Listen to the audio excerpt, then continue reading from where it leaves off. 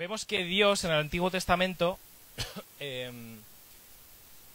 pide a un pueblo, que es el pueblo de Israel, ¿no? Dios hace un pacto con Abraham, le promete que va a haber, su descendencia va a ser enorme, y esta familia va creciendo, acaban en Egipto, Dios los libera, ¿verdad? Y este es el pueblo de Israel. Vamos a leer Éxodo 19:5. Este es el antiguo pacto, el Antiguo Testamento, ¿no? Dice: ahora bien, si me obedecen y cumplen mi pacto, ustedes serán mi tesoro especial entre todas las naciones de la tierra, porque toda la tierra me pertenece. Ustedes serán mi reino de sacerdotes, mi nación santa. En el libro de Éxodo, Deuteronomio, Levítico, Números, vemos la ley, ¿no? Todo ese montón de normas, ese montón de, como hemos dicho al principio, al fin y al cabo, aunque es religión, ¿no? Pero también es cultura. Vemos un pedazo de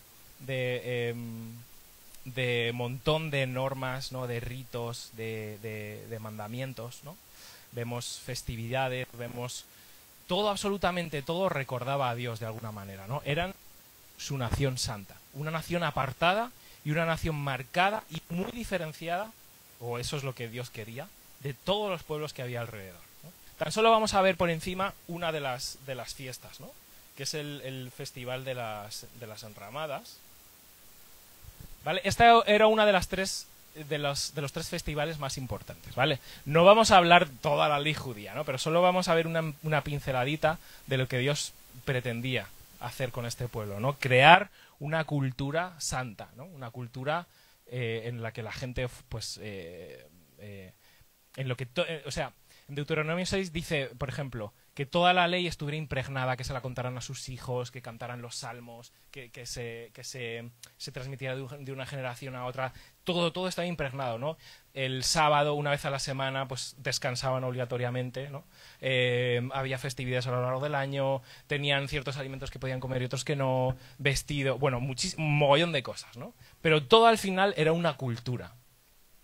Y, por ejemplo, este festival de las enramadas era un recordatorio de cuando se celebraba una vez al año, sobre, pues más o menos, vamos a entrar ahí en la fecha, entre septiembre y octubre, ¿no?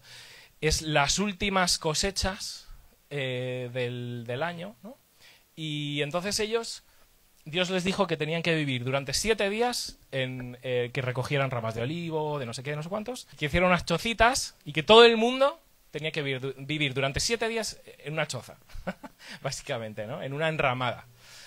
Así que imagínate, fueras rico, fueras pobre, fueras lo que sea, vivieras en un palacio, 7 días al año y vas a dormir en una choza. Recordando cuando el pueblo de Israel, como ahora recordamos, por ejemplo, mediante la Santa Cena, la muerte de Cristo, pues ellos recordaban cuando salieron de Egipto, anduvieron de aquí para allá en el desierto, viviendo en tiendas de campaña, no sé qué, tal. Pues eso era, ¿te imaginas? Nosotros ¿qué tenemos en nuestra cultura? Más o menos somos de muchas naciones, pero tenemos un mogollón de cosas en común. La Navidad es una festividad, ¿no? Y bueno, Semana Santa ahí, ¿no? Pero bueno, más o menos hay fechas en las que en mogollón de culturas celebramos las mismas cosas, ¿no? Pues este era una de las fiestas, y entonces el pueblo de Israel y Dios insistía en que fuera algo alegre. Entonces se bailaba, hacían algunos rituales con agua y no sé qué, pero bueno, historias, ¿no? Pero sobre todo era algo feliz, ¿no? Dios había dicho, pues este día vais a sacrificar tantos corderos y tantos no sé qué. Pero bueno, el tema es que era una fiesta. Era una fiesta de 7 días, en el que el primero y el último, el primer día y el séptimo día, estaba prohibido trabajar, ¿no? Esto es solo un ejemplo del tipo de cultura que Dios había pedido al pueblo de Israel, ¿no? Entonces, por ejemplo, este versículo dice: esto le recordará a cada nueva generación de israelitas que yo hice que sus antepasados vivieran en enramadas cuando los rescaté de la tierra de Egipto. Yo soy el Señor tu Dios, ¿no? Y, por ejemplo, Deuteronomio, que no lo he puesto, dice: y te alegrarás en tus fiestas solemnes, tú, tu hijo, tu hija, tu siervo, tu sierva, el levita, el extranjero, el huérfano, la viuda, todo el mundo a celebrar. Y eso era por ley, ¿no? Y una vez cada 7 años en este festival se leía la ley de arriba abajo, para que todo el mundo, justo el año que coincidía con el sábado, el año sabático, que era un año en el que se perdonaban las deudas. ¿Tú te imaginas en nuestra cultura que cada 7 años se perdonen las deudas?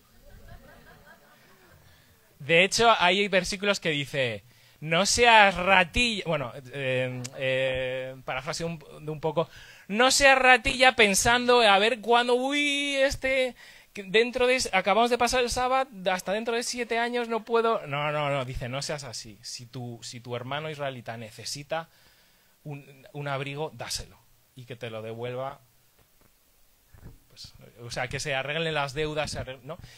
Los esclavos eran liberados también, o sea, era un año súper especial. Y ese año se leía la ley también, la ley de Dios, para que cada generación, los extranjeros, los niños, como acabamos de leer las vídeos, todo el mundo pudiera leer podía escuchar la ley de Dios.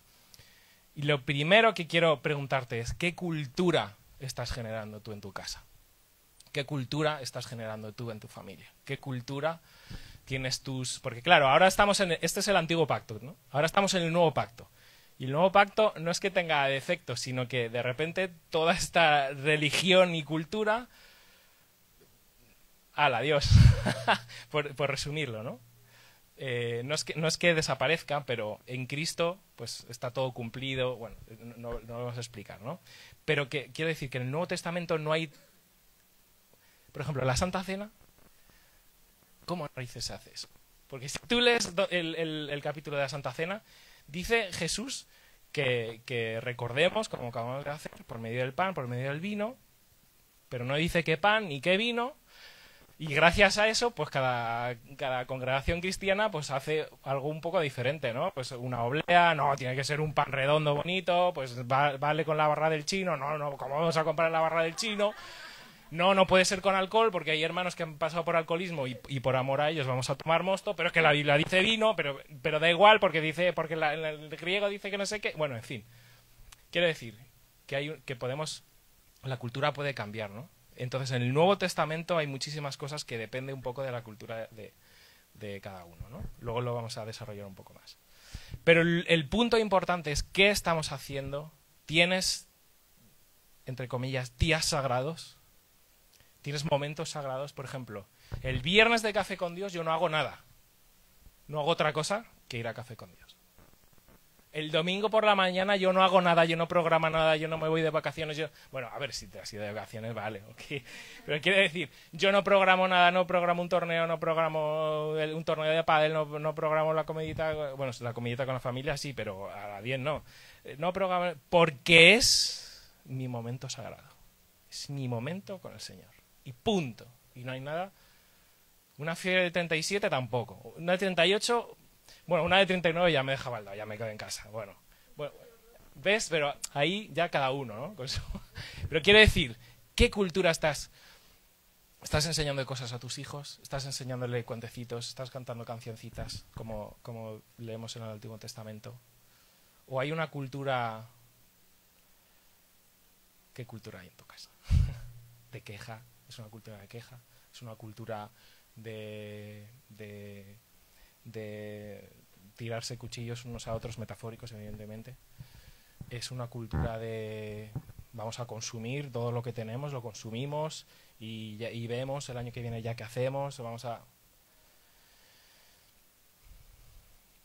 Así que Dios había establecido una cultura obligatoria para que todo el mundo pudiera conocer la ley de Dios, para que todo el mundo, para que no hubiera, bueno, hay muchísimas leyes, ¿no? Pero una cultura, eso es lo que quiere decir. Lo que dije antes en la alabanza, crear una cultura, o sea, cambiar una cultura por otra va a requerir de sacrificio.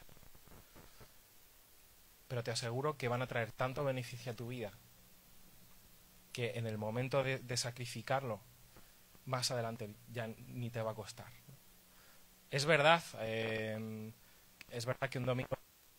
Yo me acuerdo cuando alguna vez, a mí me gustan los juegos de mesa, de miniaturas y no sé qué, y los torneos siempre son los sábados y los domingos.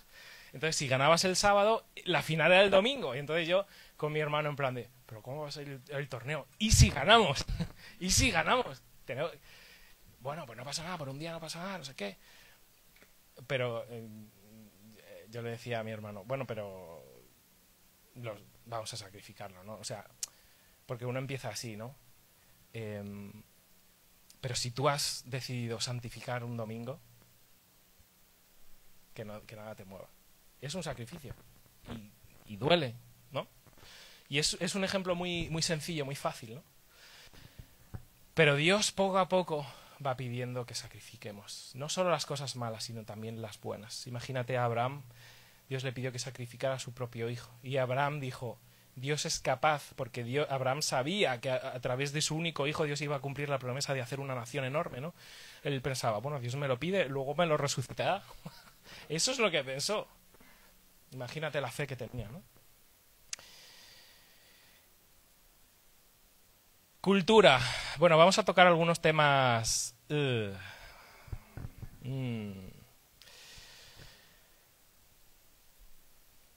Mira, ¿cuál es tu mayor empresa en la vida? Si tu mayor empresa en la vida es, como dice, buscad el reino de los cielos primeramente y el resto de cosas serán añadidas, entonces los sacrificios no te van a costar. Pero si nuestra vida, quiero decir, lo típico, ¿no? Quiero tener una casa más grande, que está bien. Quiero tener un coche que corra más, que está bien. Quiero tener un mejor trabajo, que está bien. Pero si eso eclipsa toda tu vida, entonces evidentemente, cuando llega Alberto y dice, hermanos, una ofrenda, es que no me sale la mano del bolsillo. Evidentemente, claro que nos va a costar. Pero si, como dice la Biblia, si en el Señor está nuestro deleite, si el reino de Dios, si de veras deseamos que el reino de Dios se expanda, pues entonces mi dinero es del Señor. Yo entiendo que hay culturas, fijaos, estaba preparando esta presentación y puse evangélico. ¿Sabes la tercera imagen que me apareció? Un señor con un micrófono y un mogollón de manos tirando dinero. Eso a mí me avergüenza. Porque eso también es cultura, luego vamos a hablar, cultura evangélica. Por eso estoy diciendo que a lo mejor hoy voy a decir cosas que pican un poco, ¿no? Si yo deseo que el reino de Dios avance, yo vengo aquí con gusto y comparto la palabra porque me habéis invitado. Yo, gracias a Dios, tengo un trabajo y no necesito de nada más. Eso no quita que haya personas que dediquen su vida a enseñar a otros y puedan recibir un salario. Es que es bíblico, ¿ok? Ahora, los excesos que yo veo en el mundo te quitan autoridad de poder decir lo que estoy diciendo yo ahora mismo, por ejemplo, ¿no? A mí mis padres, por ejemplo, siempre escuché en casa, ya sabéis, Feli, mi madre. Yo nunca me compro un Mercedes, ni un Audi, que me da vergüenza llegar a la iglesia.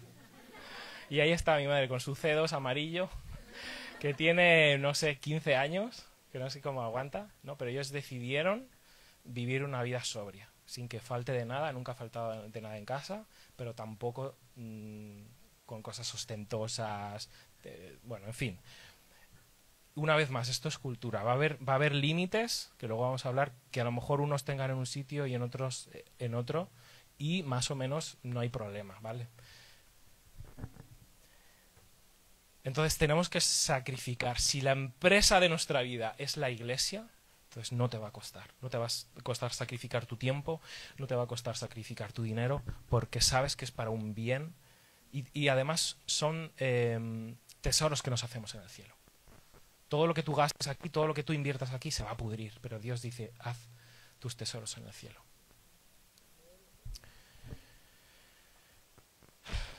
Entonces, el que pierda su vida la ganará y el que gane su vida la perderá.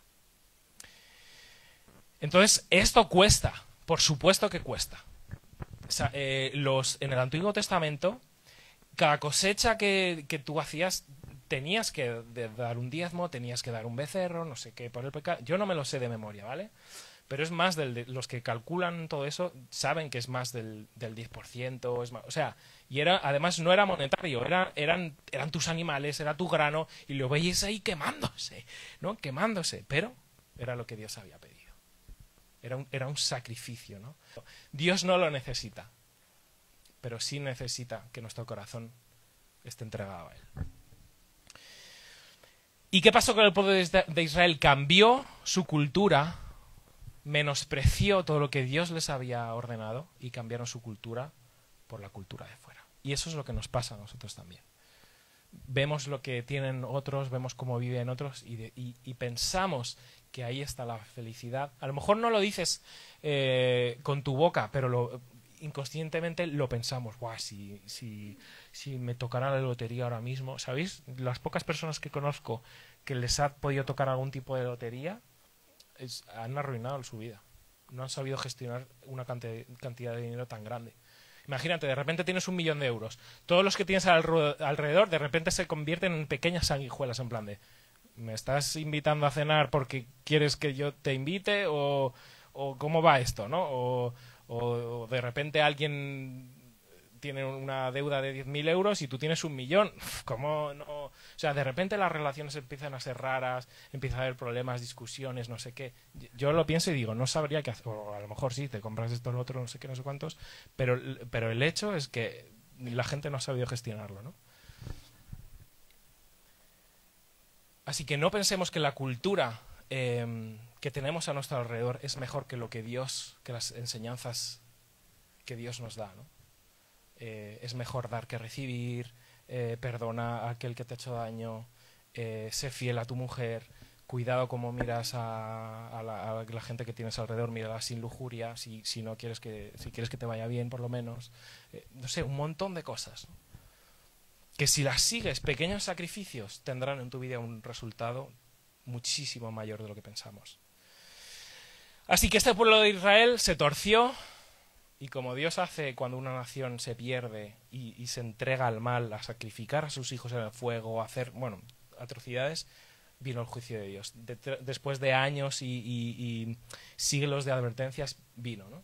Y entonces pues hubo una deportación, ¿verdad? La historia de Daniel, la historia de una deportación, el reino del norte con el imperio asirio y 100 años después Jerusalén, ¿no? Fue deportada por Babilonia, este nombre tan raro de Nabucodonosor, ¿verdad?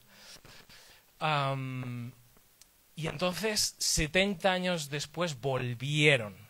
Imagínate, un pueblo que lleva 70 años, que lleva siglos desobedeciendo a Dios, pero de repente llega un punto en el que vuelven y desean reconstruir todo eso que Dios les había dicho. Y de repente reconstruyen, van a Jerusalén y por medio, esto están los libros de Esdras y Nehemías, de repente lo primero que reconstruyen es el altar. Lo primero, para volver a hacer sacrificios a Dios.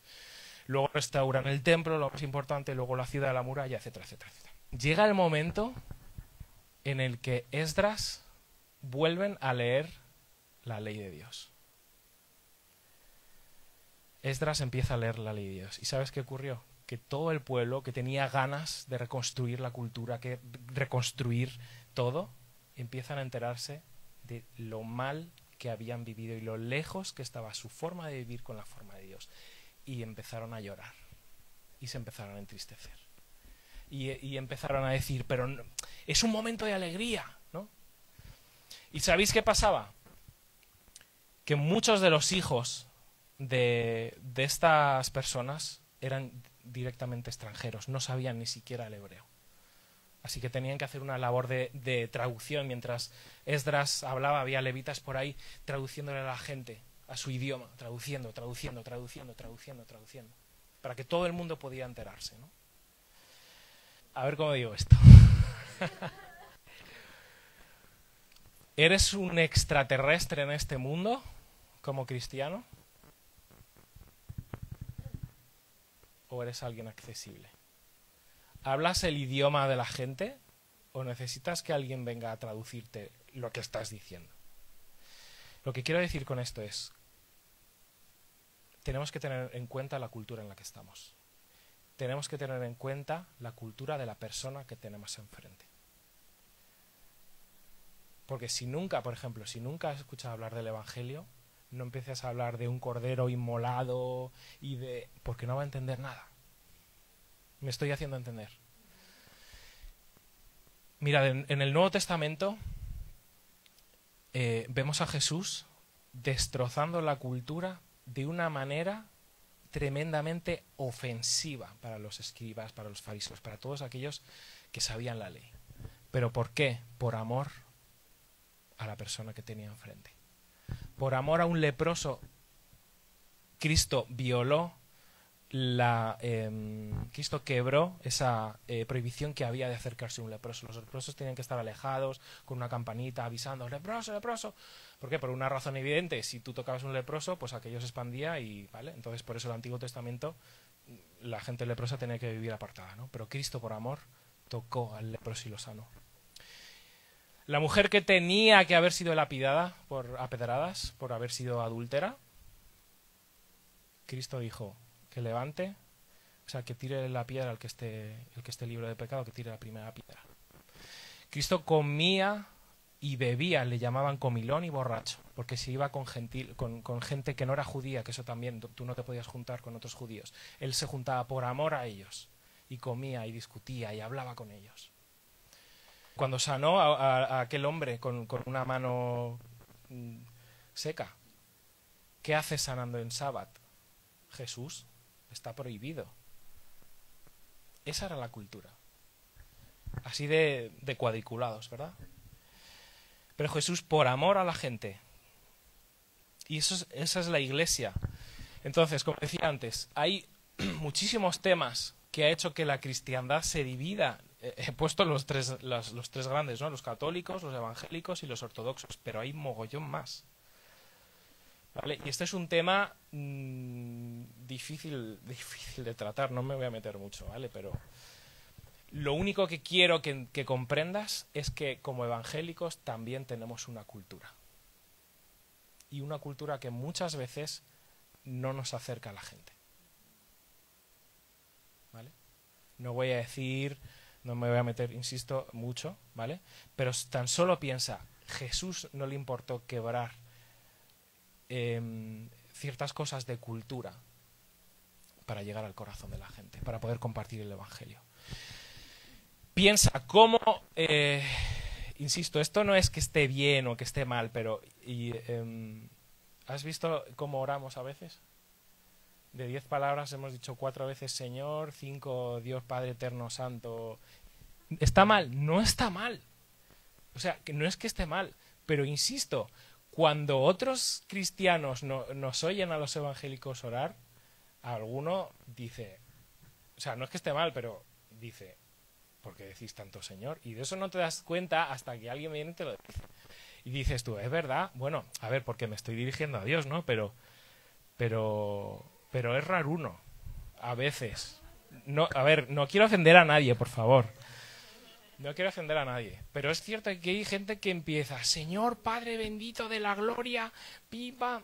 Sabes que los judíos no mencionan Yahvé del respeto que tienen. Dice, no mencionéis, Cristo dijo, no hagáis vanas repeticiones. Y nosotros pensamos, pues los católicos, el Padre Nuestro, 20 al día.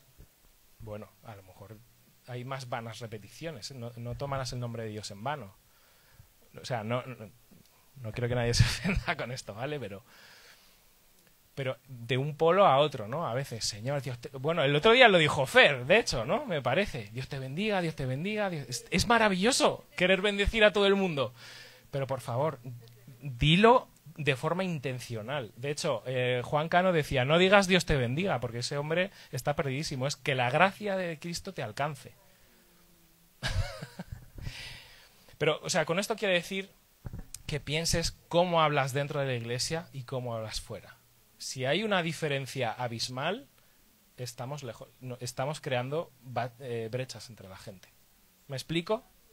Este es el punto en el que quiero llegar, a la parte útil, no tanto como oras o como oro yo, porque eso, cada uno tendrá su forma, su manera, no hay una regla que haya que... No, ¿vale? Por eso estoy diciendo que espero que nadie se sienta ofendido.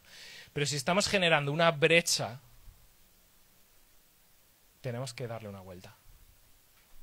Tenemos que darle una vuelta.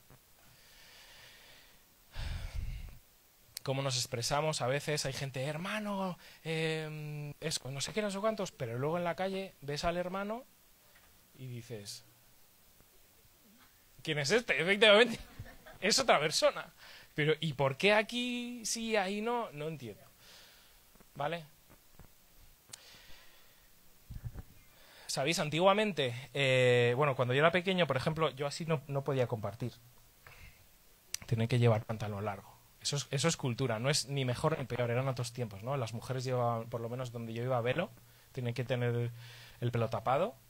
Los que tocaban en la alabanza no podían llevar eso, ni pantalones cortos, ni vaqueros, o sea, había un código de vestimenta mínimo. ¿Eh? ¿Rastas? Bueno, vamos, ¿y el pelo largo? Ni de broma, ¿no? Pero bueno, la cultura va cambiando. Entonces hay ciertas cosas de la cultura que ni más ni menos, ¿no? Porque cultura, ¿qué es? Cultura es sancocho, es tortilla de patata, y eso son cosas inocuas, ¿no? Que son bonitas y todo, ¿no? Pero el punto es, si lo que estamos creando aquí dentro, en cuestión de formas, ¿vale? Estamos hablando de formas, está creando bache con la gente que está afuera, no estamos sabiendo, vamos a ser malos comunicadores, ¿vale? Jesús hizo el mensaje sencillo, hacía parábolas, hablaba de ovejas, de vino, de pan, de cosas que la gente podía entender, ¿no? Si Cristo viniera hoy en día, yo no sé cómo vestiría, te digo que así no. Con una túnica sería como, ¿de dónde viene este señor, no? Si Cristo se acercara a nuestra cultura en un tiempo de hoy, vestiría normal, como tenemos aquí a cualquier persona de bien, ganando, bueno, he señalado aquí, pero es un... Ok. Vamos a leer 1 Corintios 9, vamos a adelantar un poco. Dice, a pesar de que soy un hombre libre y sin amo, fijaos lo que dice Pablo aquí, ¿eh? Dice, me he hecho esclavo de todos para llevar a muchos a Cristo. ¿Eres capaz de hacerte esclavo para llevar a muchos a Cristo? Esclavo literal. Ha habido gente que se ha hecho esclava para llevar la palabra esclavos, literalmente. Dice, cuando estaba con los judíos, vivía como un judío para llevar a los judíos a Cristo. Cuando estaba con los que siguen la ley judía, yo también vivía bajo esa ley, a pesar de que no estoy sujeto a la ley. Me sujetaba a ella para poder llevar a Cristo a los que están bajo la ley. Es decir, que él si quería llevar la palabra a un judío, entonces se mimetizaba como judío. Voy a cumplir el sábado, voy a hacer todos los ritos, voy a cumplir las festividades, voy a hacer lo de las enramadas, lo de la dedicación, lo de todo lo cumplía a rajatabla, bueno, todo. ¿Por qué hacía eso? Porque quería comunicar el evangelio a un judío. Y dice, yo sé que yo no estoy sujeto a esta ley, no hace falta que esté cumpliendo con días, con horarios, con no voy a comer cerdo, no voy a comer... Pero por amor a esta persona que quiero comunicar el evangelio, me voy a sacrificar yo mismo y me voy a mimetizar con él, con su cultura, como es él. Dice, cuando estoy con los gentiles, es decir, el otro polo, quienes no siguen la ley judía, yo también vivo independiente de esa ley para poder llevarlos a Cristo. Pero no ignoro la ley de Dios, obedezco la ley de Cristo. Es decir, cuando él estaba con un gentil, se cuidaba, guardaba su corazón, evidentemente, pero pues las cosas de los gentiles, ¿qué hacían los gentiles? Pues no lo sé. Bueno, me imagino que serían griegos, ¿no? Harían, pues yo qué, sus cosas griegas, ahí en plan, yo qué sé, el yogur y yo qué sé. A ver, evidentemente no iba a ponerse a adorar a Zeus por agradar al gentil, que eso es lo que está diciendo, ¿no? Pero harían sus movidas, yo no soy experto en griego, ¿vale? Pero bueno, pues iría al cine, jugaría las cartas, como hacemos aquí en España, sin apostar, ¿vale? No estamos apostando, pero un mus ahí con garbanzos, jiji, jaja. Pues eso es más típico español, pero yo entiendo que hay gente que viene de fuera que las cartas es como, cartas, Dios mío, es como, es lo peor, ¿no? Esa apuesta es, y yo lo entiendo, ¿no? Porque es otra cultura. Pero aquí yo nací jugando a las cartas. Entonces dice, cuando estoy con los que son débiles, me hago débil con ellos, porque deseo llevar a los débiles a Cristo. Sí, con todos trato de encontrar algo que tengamos en común y hago todo lo posible para salvar a algunos. Hago lo que sea para difundir la buena noticia y para participar de sus bendiciones. Así que concluimos con esto. Es un tema que me gustaría hablar, pero muchísimo, pero no hay tiempo. En resumen, ¿qué cultura estamos creando?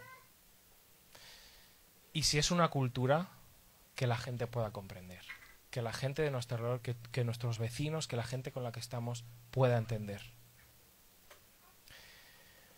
Yo pensaba en la parábola del sembrador, ¿no? La semilla que cae en el camino, dice la Biblia que es porque no la entienden, ¿no?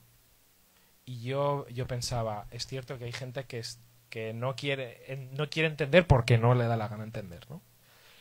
Pero como Esdras y Nehemías, a un pueblo que no sabía, por su culpa, no sabía hablar hebreo, porque sus padres se habían casado con mujeres extranjeras y no sé qué, bien, pero tuvieron que hacer una labor de traducción.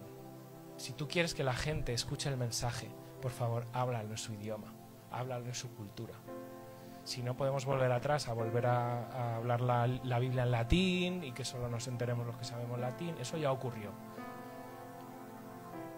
Así que el Señor nos ayude, porque no es fácil, aunque lo estoy diciendo, pero no es fácil. Porque cada persona es como es. Y sobre todo en una ciudad que es más o menos cosmopolita como Madrid, ¿no? Que hay gente de mogollón de nacionalidades, pues cada barrio será diferente. Pero piensa, cuando tengas a alguien delante, tú le quieres comunicar el Evangelio, por favor, habla en un lenguaje que te entienda. No a veces el lenguaje evangélico que se supone que tienes que hablar con palabras así que no se entienden, con concupiscencia y si... Por favor, habla que sea claro, con su nivel de cultura. Si es judío, pues háblale en judío. Si es griego, háblale... No, pero... sabéis de lo que estoy hablando. Yo creo que todo el mundo sabe de lo que estoy hablando. Entonces, que el Señor nos ayude, porque si verdaderamente... por ejemplo, mañana vamos a estar haciendo evangelismo en la calle. Vamos a estar haciendo juegos con los niños. ¿Por qué? Porque es la manera de llegar a un niño y a sus padres, por medio de juegos, por medio de... Luego vamos a cantar unas canciones y mientras se reparten unos premios, pues Cristo te ama y puedes ser salvo. Sencillo, fácil... Es verdad, podríamos estar como Juan el Bautista, arrepiéntete de tus pecados, ¿no? Podría ser de otra forma. Oye, a algunos le funcionará, seguro. Entonces, por eso digo que el Señor nos ayude.